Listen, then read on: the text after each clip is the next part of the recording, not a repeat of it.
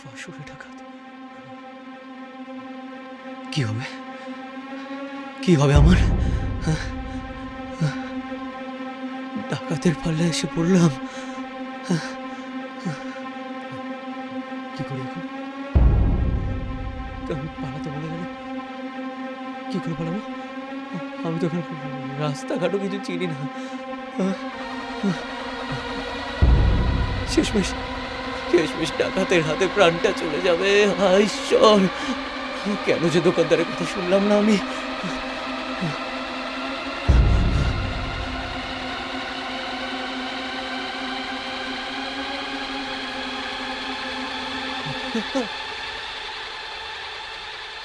মা, মা, তুমি যেও মা।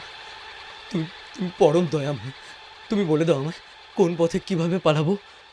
সেই জন্যই এলুম, সব দেখে এলুম। পালাবার পথ নেই। হ্যাঁ, ওরা ঘাঁটি আগলে বসে আছে। হ্যাঁ,